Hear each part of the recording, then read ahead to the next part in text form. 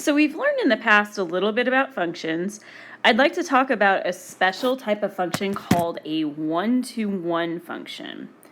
So a one-to-one function is going to be a function where, first of all, every x has only one y. That's the definition of a function. But also, every y has only one x. So I gave you the formal definition.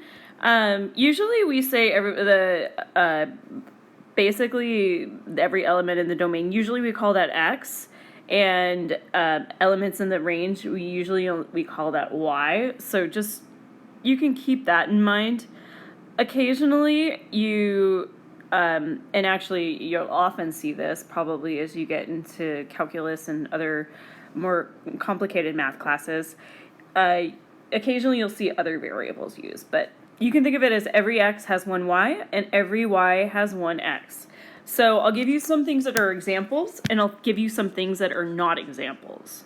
So,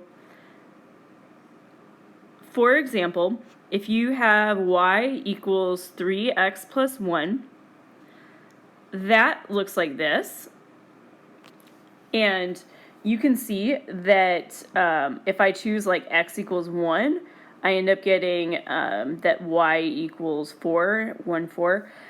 We notice that, first of all, x equals 1 only corresponds with one y, and that's 4.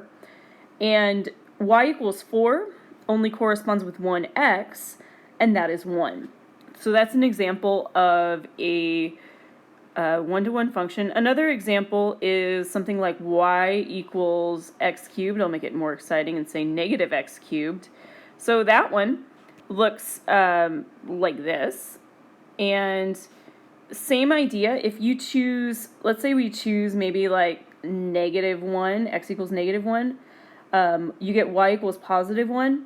That is the only y value that goes along with -1. And -1 is the only x value that goes along with +1 for y. So I'll give you some things that are not examples.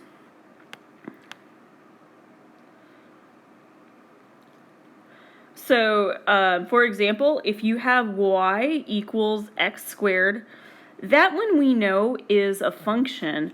However, you'll find that some values, like for example, if you have the value like 2, 4, we also have a corresponding value -2, 4.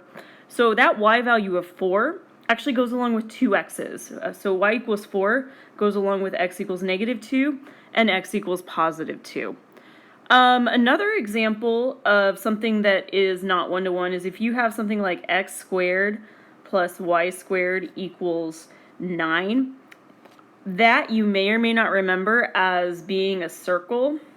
This one is not only not one-to-one, but it's also not a function. So if it's not a function at all, then it also is going to not be one-to-one. This one right here, the y equals x squared, is just not one-to-one. So that's the biggest difference.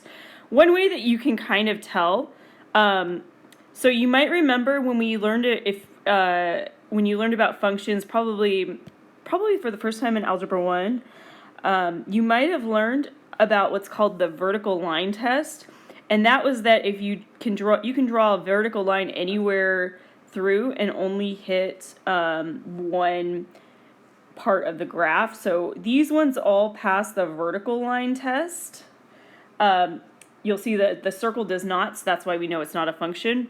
We also have something called the horizontal line test. And what that is that you can draw a line anywhere through horizontally, and you will only hit one part of the graph. If the horizontal line test applies, then that means it's one-to-one. So this one you can also see, I can draw a horizontal line anywhere. However, with x squared, if I draw a horizontal line in some places, I will hit 2 points. So that's what that is. You don't need to write down the horizontal and vertical line test. You can just kind of keep it at the back of your mind.